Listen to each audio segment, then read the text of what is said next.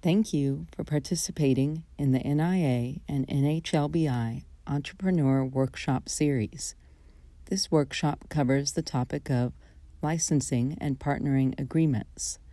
This breakout room, moderated by Don Rose, discusses the topic of startup and university license agreements. Kind of the first thing we'll talk about is kind of things that happen before the license is actually negotiated. And so there's some questions about that. We'll talk about the license agreement on kind of a macro scale and kind of big picture sort of things around a license, around some of the questions that came in. And then we'll dive into some of the specific terms that are in a license agreement. And I'm actually going to share with you a link later on of a license agreement from the University of North Carolina, where I came from, that has it's an express license that has terms that are favorable to startup companies in general. I spent 10 years at the University of North Carolina doing a program there called Kickstart. I started that program to help faculty spin their companies out of the university. So I'm very familiar with that side of the business. And now I work for a venture capital firm along with NIA. And so I'm on the other side of the table to a large extent, seeing the same sort of negotiations from both sides.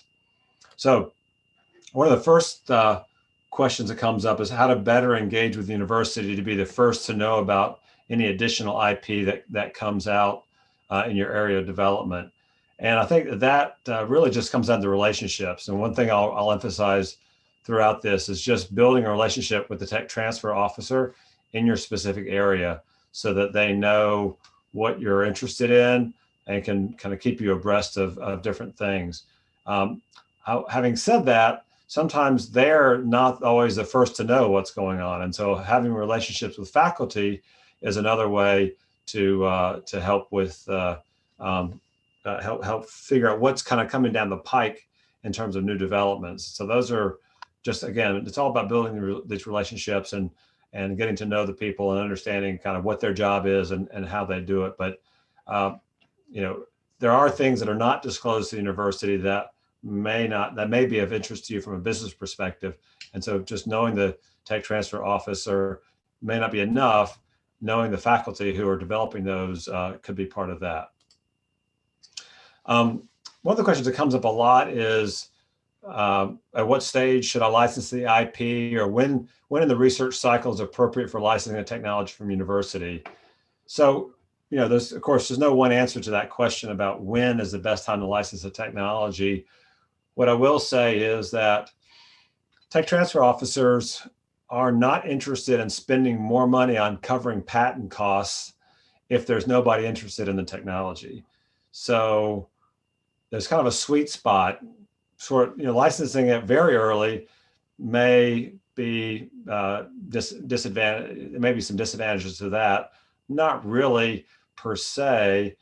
You're going to have to pay typically patent costs anyways, and so if you license and have to have a big bill to pay, you license it late and you've got the money, then that's great. But it may not be the case where there's a big bill that's been run up. But you're going to have to pay the patent costs at any rate. Again, waiting too long and the tech transfer office or the university doesn't think or know that you're interested or you haven't made a commitment means they may make some decisions about patent coverage that may be to your detriment. For example, if there's not an interest in a certain piece of IP, the university may not file for foreign protection, and that could be a real detriment. So letting them know, and maybe even we'll talk a little bit later about option agreements later, that could be a way to kind of, again, engage university in your interest in licensing these. So one of the questions is, how do you negotiate an equitable deal when the university views every startup as the next Google?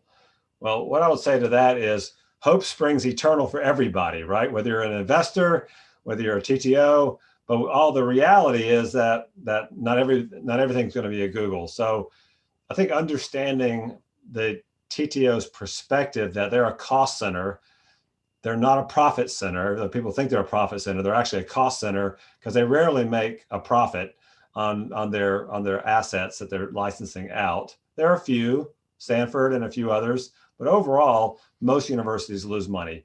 And so understanding the pressures on the budget from the TTO's perspective is the best way to really kind of get in their mindset as in terms of how they go about it. One question is, what is the biggest mistake spin-out companies make when negotiating a license agreement with university? I would say that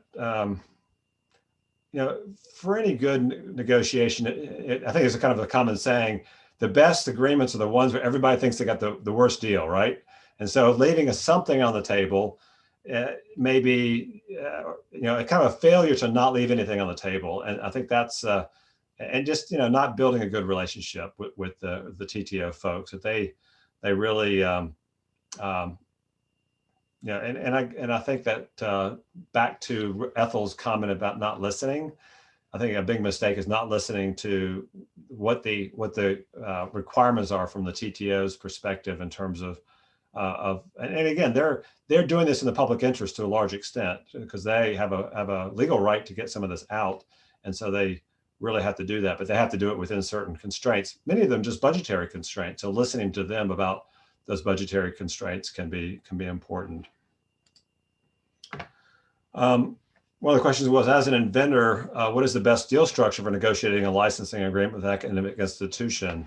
Well, as an inventor, typically you're not going to be allowed to be involved in those discussions. Many universities, assuming you're the inventor in the academic institution, you're typically walled off from many of those discussions to kind of prevent conflicts of interest and things of that nature. One of the questions that comes in, what's the difference between an option and a license? And when is the best time to switch an option to a license? It's hard to know the best time. Usually the best time is when it is close to expiration.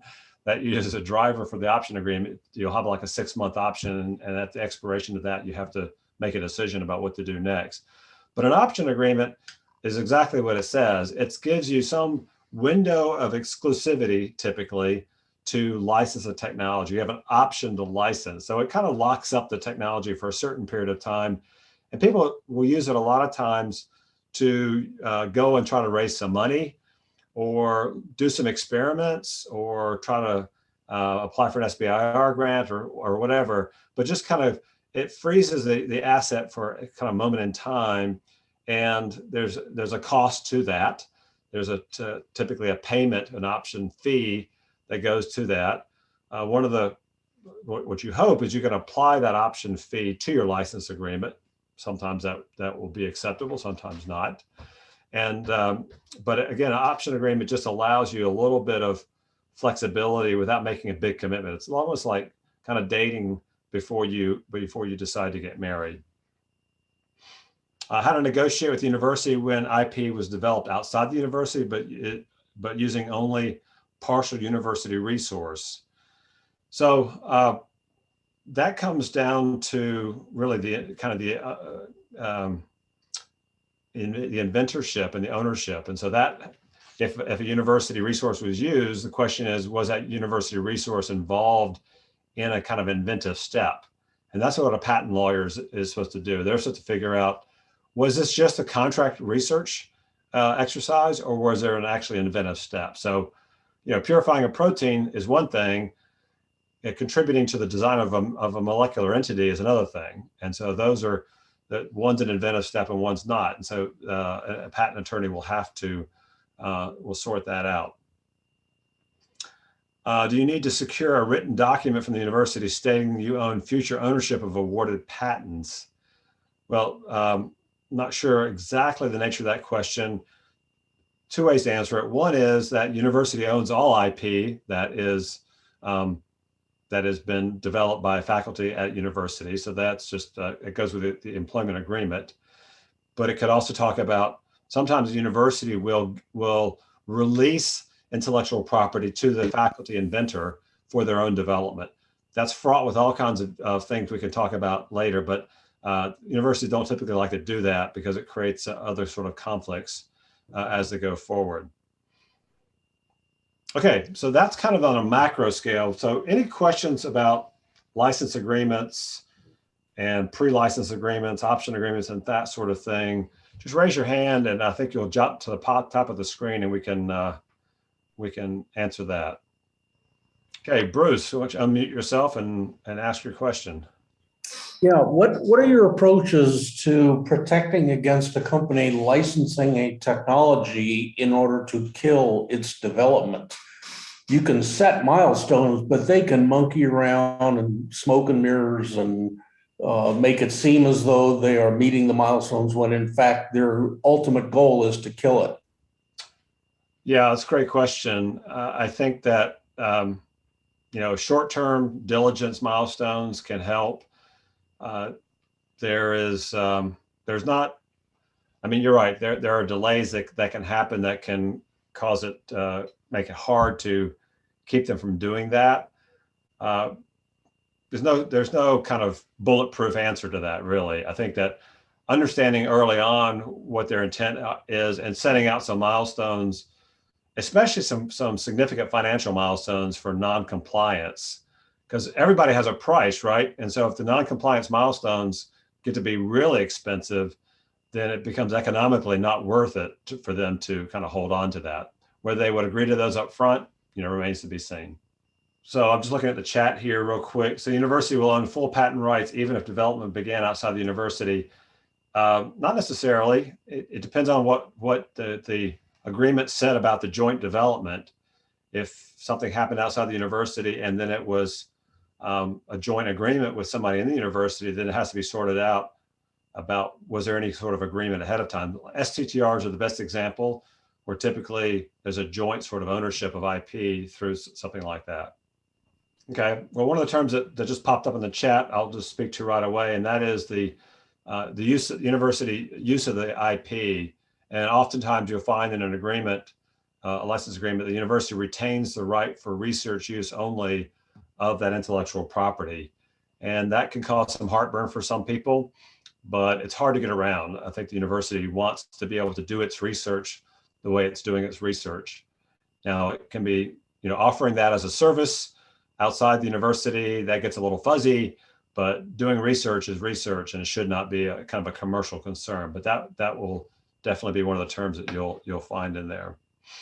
Okay, so in terms of the terms, so I want to dive into some of the specific terms, and we've got about 15 minutes left. So again, I want to open it up to some more questions as we go through them. Somebody just popped in the chat. Do I have an example of a license agreement? Yes, I'll be sharing a link with you shortly on that. Most important terms for a license agreement of IP from an academia to startup. So the four most important terms, exclusivity, and you want exclusive. So that just means that the university cannot license this to anybody else but you. So they can't. So non-exclusive means they can license it to umpteen different parties. So exclusive is almost demanded for a startup company, because if you don't have exclusive rights, then when you go try to raise money, the investor is going to say, well, why would I invest in you when the university can give this away to license it to 50 other companies? So you have to have exclusive. Field of use, you like to have all fields of use. Now, you may not get all fields of use, which means, for example, am I going to use this drug for Alzheimer's and all other dementia and also, hair loss and everything else?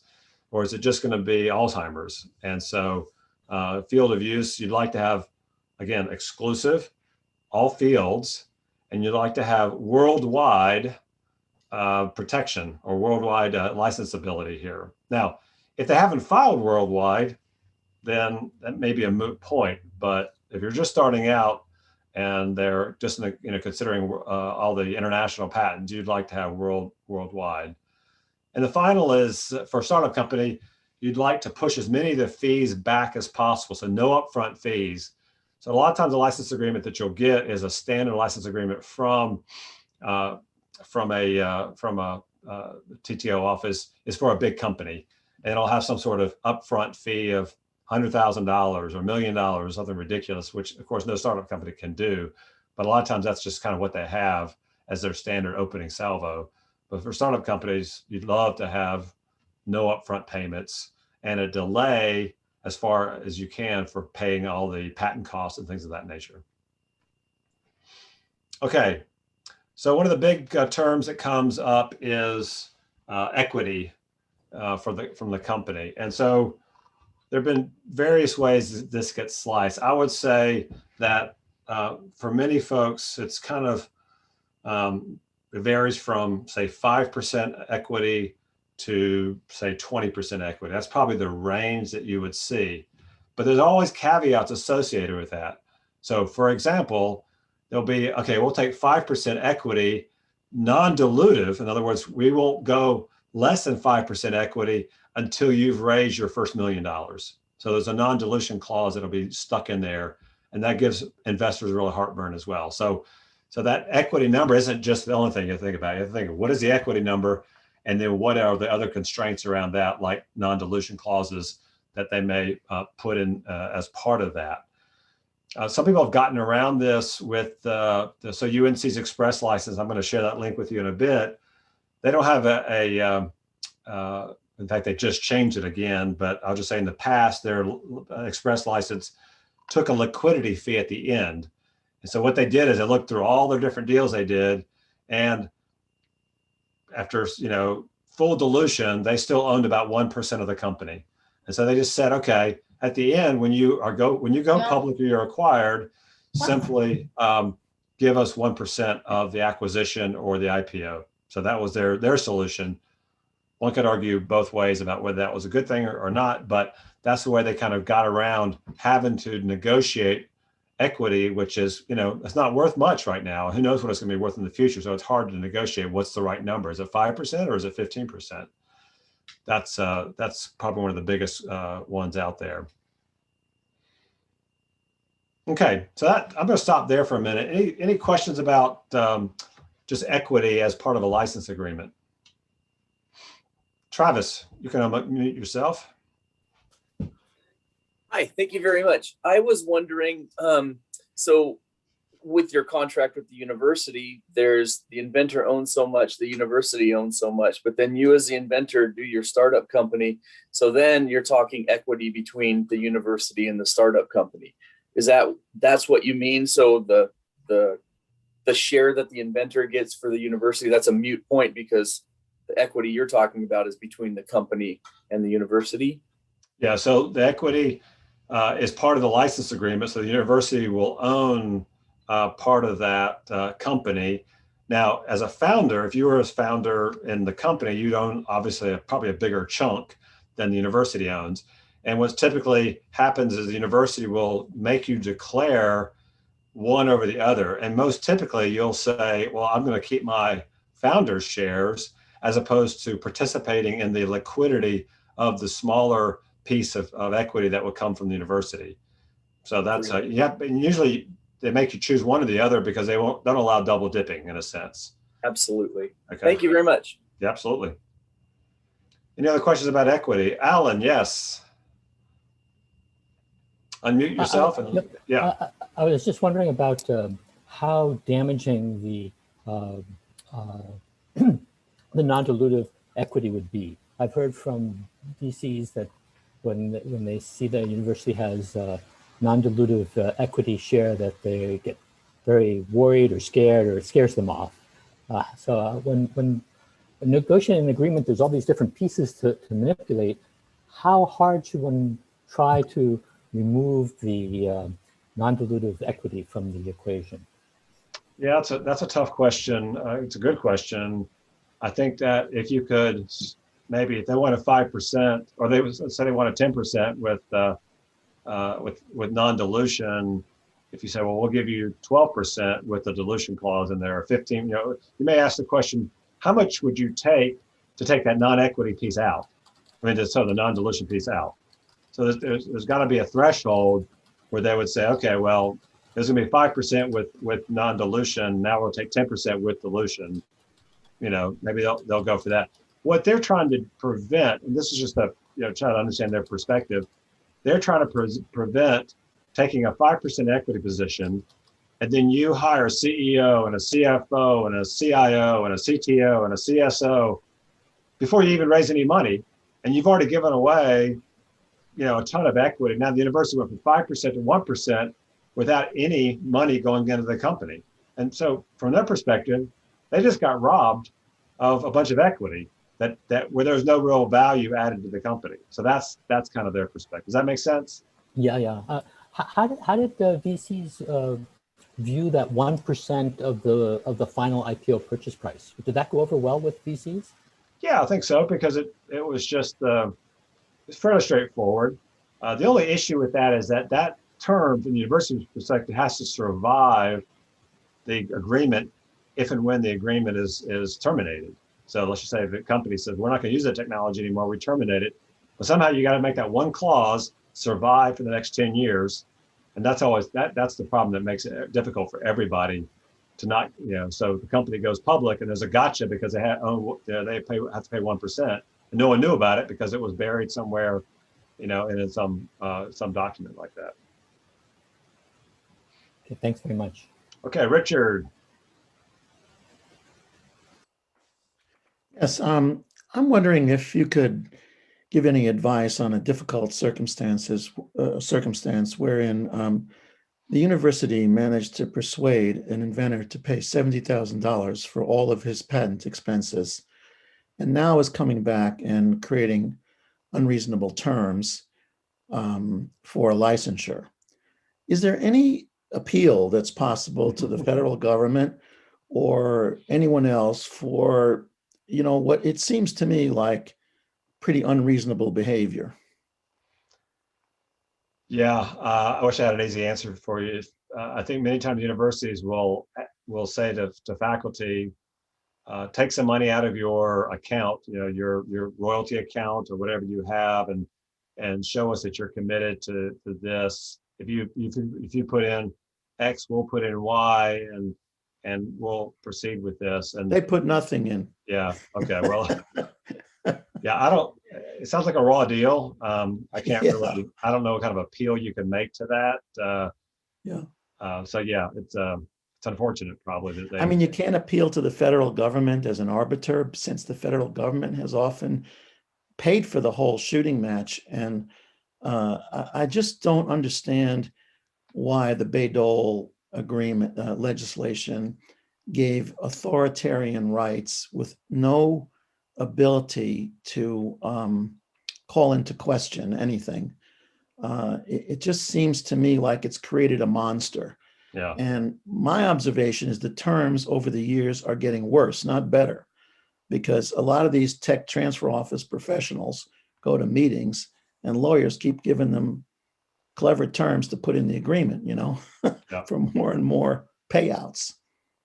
Yeah, I can't argue that. I think it has, like anything created 40 years ago, I guess, it was all created with good intentions, and things, Right. don't always end up the way they are. But the repercussions or the options are limited because the university is assigned the IP from the government with very few things that the government can do other than march-in rights, and that's Right.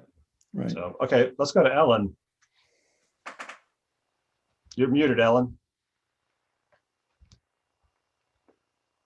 Ellen, you're muted. Ellen, can you unmute yourself? Sorry about that. No worries. And I'm late to this because I was in a different chat room and then a breakout room, and I realized they weren't going to answer my question. Yep. But my question is, if you find there's infringement on the patent, who's responsible for enforcing that? And how do you actually do that? I'm a small business and I have IP, and I'm finding it very difficult to get a law firm that wants to fight that, or a university that is interested in taking it on because it's not their IP, even though I work with them. So what are the mechanics of that? You can't really file a cease and desist, pro se, that where any company is really going to take it seriously. Yeah.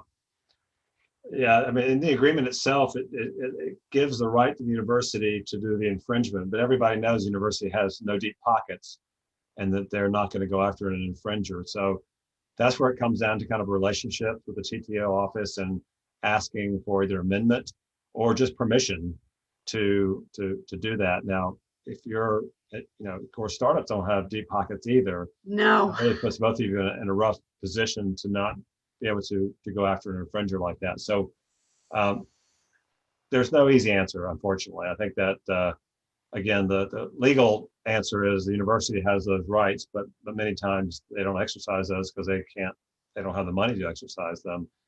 And there are patent trolls out there that will take on a case like this on a contingency basis, and they will go if they think they've got a good case, go and fight it, but they're going to want a significant amount of return from the case on contingency basis. So it's Investors do not like those people. no, not at all. No. So, and it's, as you are a small business, you don't really have the clout to go after some of the very big companies that are all infringing on your IP. Yeah.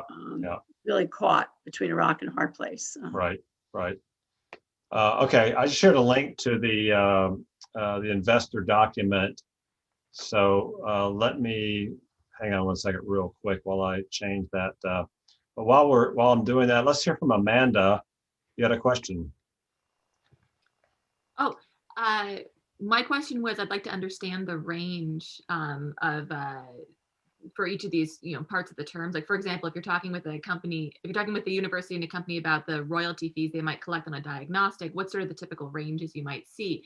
And I was thinking that if you had some example documents of licensing agreements between tech transfer and small business, that would be useful. And I think your link that you just posted may be that, correct? It is. It's got some.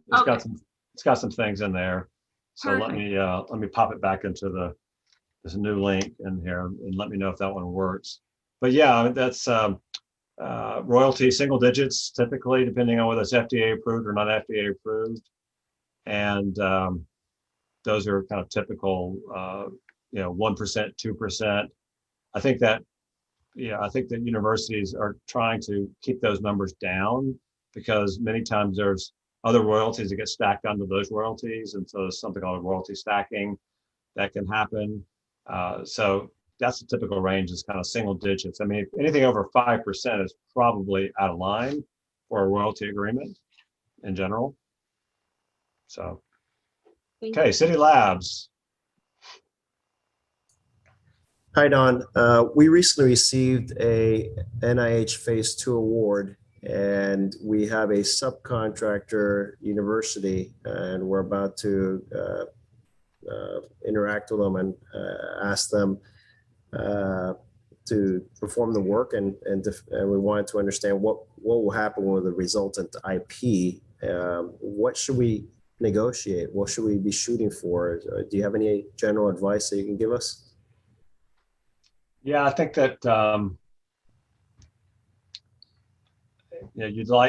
it's unlikely you're going to be able to own it all if the university is contributing significantly to the invention of the IP. So I think that it depends on the nature of the collaboration. If you're just using a DNA sequencing lab and they're doing that for you, then they shouldn't own any of that. But what you're talking about is probably more of a research collaboration where you're going to have joint ownership. So then it comes down to who's going to pay for what, and are they going to pay for half of it? You're going to pay for half of it. I mean, the thing about joint ownership is that it's unlikely they would ever, they can't license it out to anybody else. So in a sense, it has some exclusivity to it because you are joint owners and you both have to agree to it.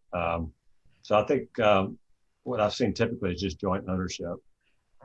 So we should approach from a joint ownership. That's what we should pitch to them for starters and see where it goes. Yeah, and just get a feeling of what's going to happen with terms of a payment of and who's going to file the patents. I mean, who takes the lead on it is going to be a big question. They're probably going to ask you to take the lead on it, which may be okay because you've got your attorney filing it as opposed to somebody else's to their attorney.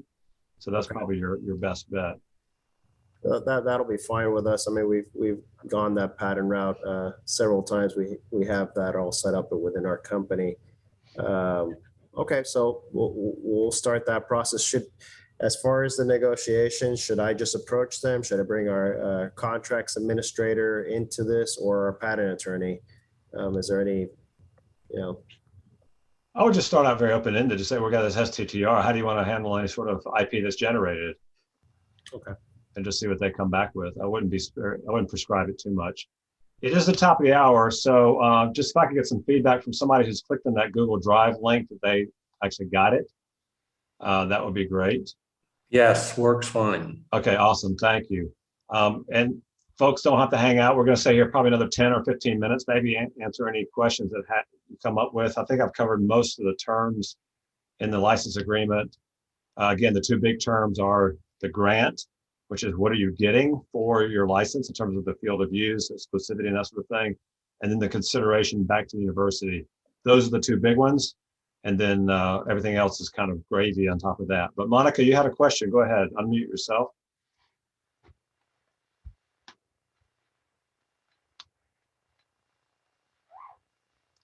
Monica Servin from Montana.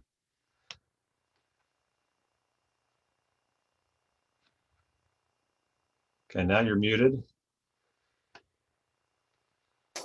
Can you hear me now? Yep, you're great. Go ahead. Okay, perfect. So from a university perspective, how do you approach the licensing process of an IP when you have several companies interested in the same IP?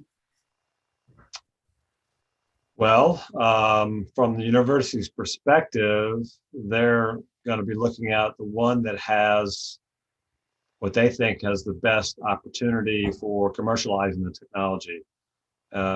That's what they should be looking at. They may not be looking at it. It depends on the university and what's motivating them. If they are incredibly over budget on their patents, then they may be looking for the best and biggest upfront payment and the biggest deal. If they're more interested in the commercialization of the technology, then they may be looking at the team and the company that has the greatest greatest potential for commercializing the technology. Does that get at your question, or is it a different question? Yes, it's getting there. And actually, kind of a follow-up on that. You mentioned that you always want to have full field of use or all field of uses. In this context, we are looking at human versus veterinary use. So from a university perspective, again, would you want to split it up and license it out based on field of use, or? Yeah, I think so. I think that those are pretty separate fields, different companies, different economics, different regulatory approaches, different funding mechanisms, and investors that are looking at those two different fields. So that's certainly a reasonable split.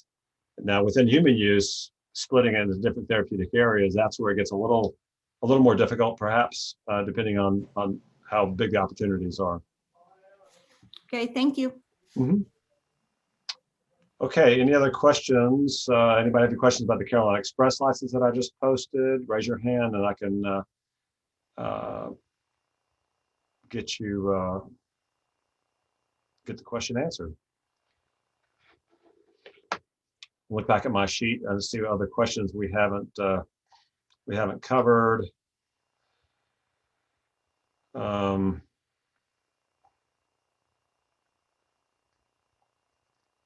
How to get funding for a clinical trial. That's a big one, of course. That's the $10 million question. And there are some government opportunities. I know NIA specifically has some grants that can fund clinical trial development. So you can certainly reach out to NIA if you have interest in that. And other agencies will fund clinical trials as if it's an appealing project, appealing company. Okay.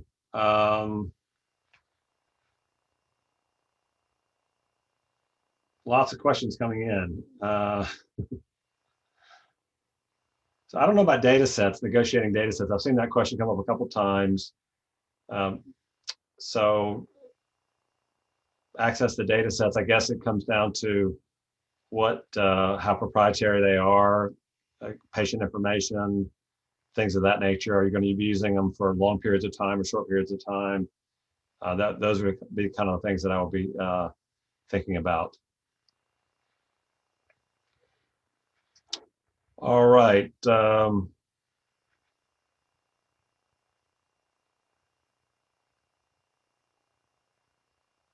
Other questions? Raise your hand if you have a question. That would be best if we hear it verbally, because sometimes they're hard to pick off the chat room here.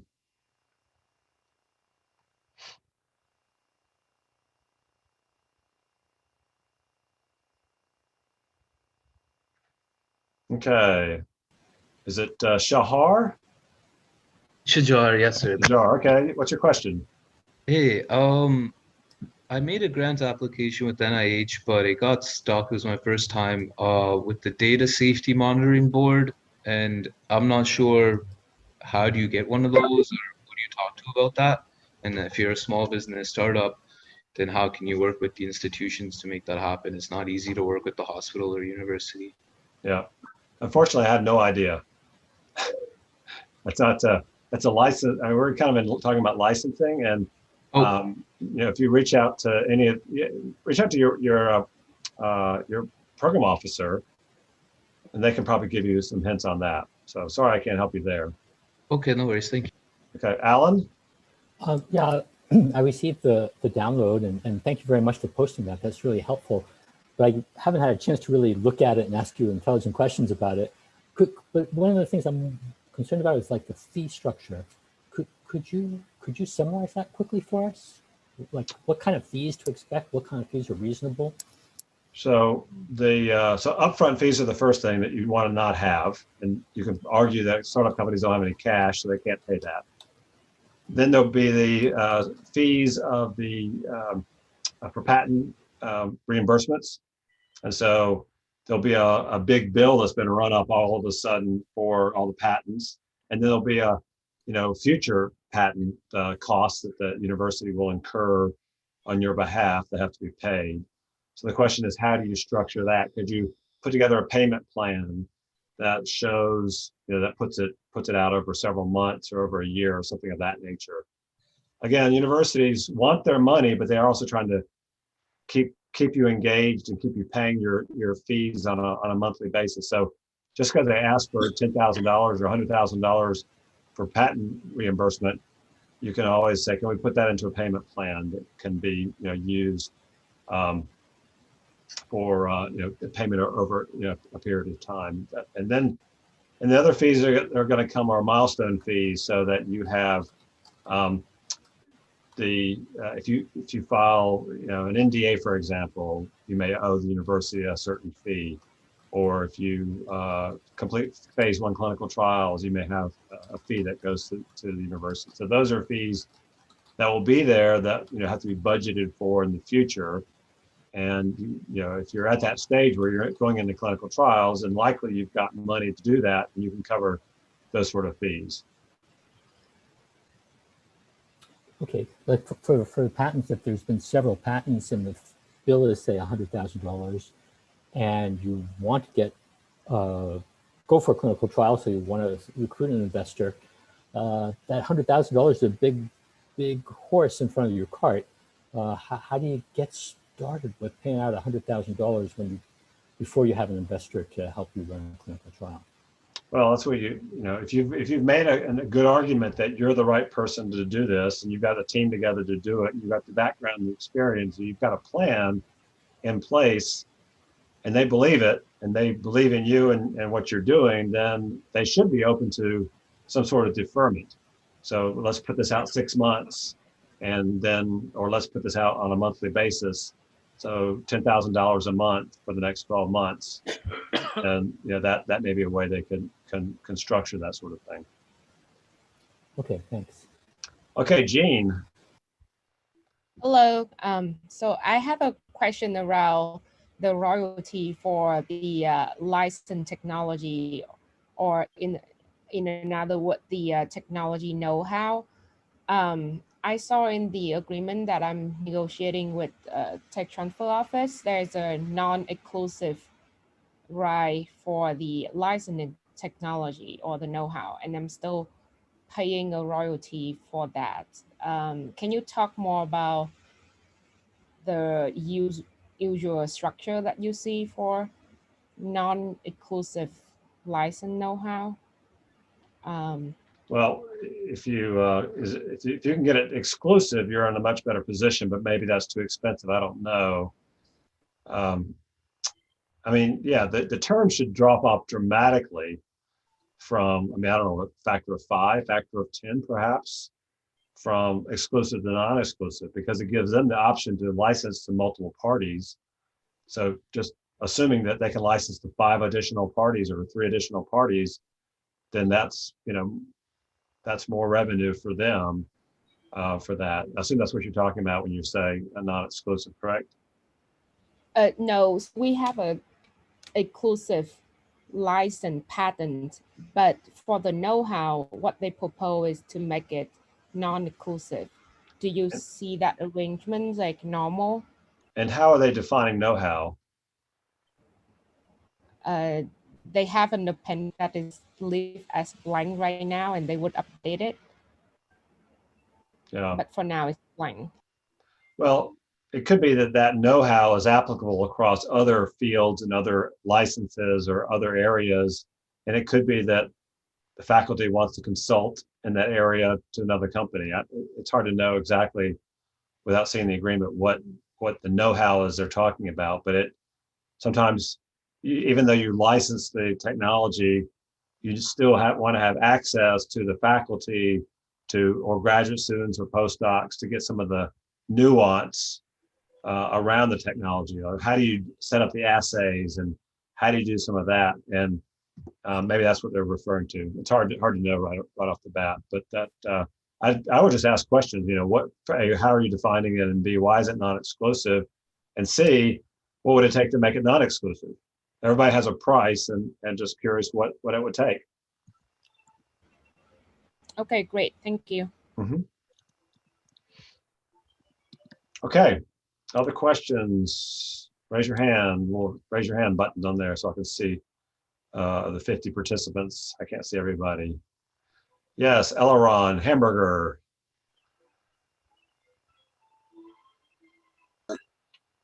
Let me do that. Hi, thank you. I popped over from a different breakout session and had a follow-up question, but I think it's appropriate here. I'm on the gerontology know-how side, but I have a institute and the app development I'm paying for mostly out of pocket.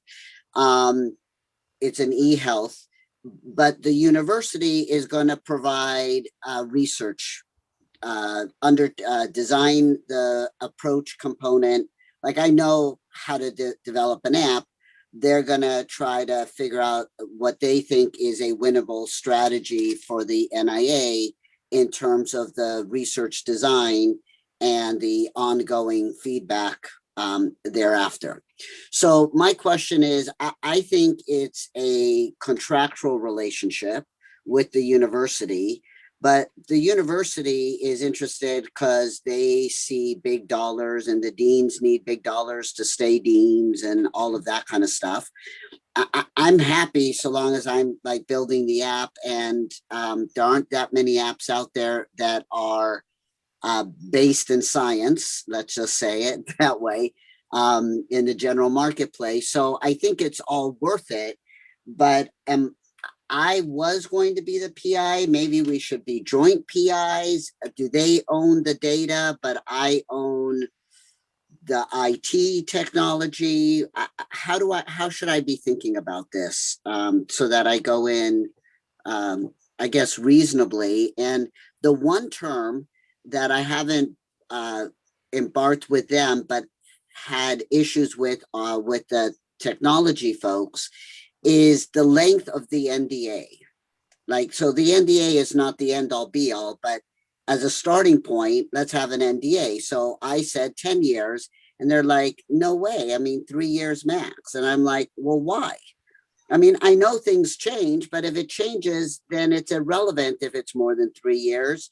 Fine. That'll be, you know, so I don't know. Maybe I'm just being unreasonable because I haven't been in this position and I don't know better, but I just feel like I'm coming with critical knowledge, but I'm not the only, you know, Joe in town with degree in gerontology to be able to come to these conclusions. So I'm trying to figure out how to make this work. Sure. So 5 years is typical for NDA. So I think that's where your compromise position is there.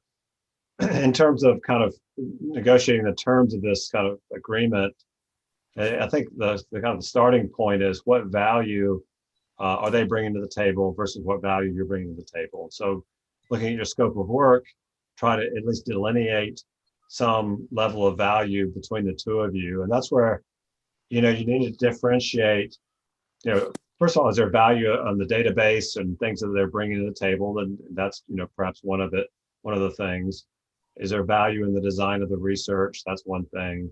And what you're bringing to the table. I think it's if people can define, at least delineate what the value is, then that's good. As opposed to just being a contract research organization. We're going to take, we're going to purify some protein for you, or we're going to sequence some DNA for you. That's valuable, but not high value. That's commodity sort of value, right? So you really need to understand what is the intellectual value, intellectual input that each of you is bringing to the table, and that would be kind of where I would start on that. Okay. Thank you. Yep. Giacomo. Yes, thank you, Don, and thank you for an amazing session today, for real. So what are the typical issues emerging when a startup tries to license technology out from a university? I'm not talking about the negotiation, but the actual issues, trying to understand the issues from the past that may inform. I think the biggest issue is a lack of communication after the agreement has been signed, and not knowing what's going on and not reporting back and not staying in touch with the university and kind of keeping them engaged.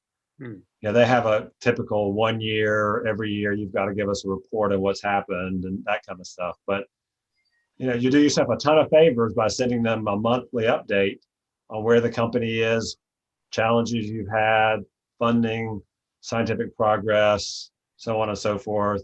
They love that kind of stuff. They love knowing that you're making progress, or if you're not making progress, why you're not making progress. So when they, haven't heard from you in 2 years and they have to send you that breach letter, no one likes to do that. They don't want to have to do that. They really want to be a partner to a certain extent. So I would say lack of communication is probably the biggest issue that I've seen between the startups and the TTOs. Thank you. Thank you so much. Okay. We're going to run this out a few more minutes just to make sure everybody gets, and so some people dropped in late. I dropped into the chat a link to a University Express license from UNC that has some terms built into it. Not all the terms are in there, of course, but you can have a look at that. It's a second PDF link. The first one didn't work, so have a look at that. So Shajar, again, yes, a question. Yeah. Oh, sorry.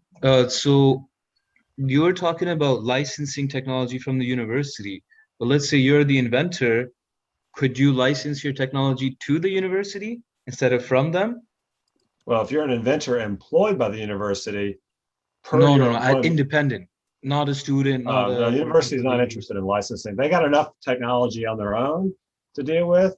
Unlikely they would license something. And now I have heard of a few universities that have done that, and in very special cases where they want to license something in because they think it is really additive, but very, very, very rare.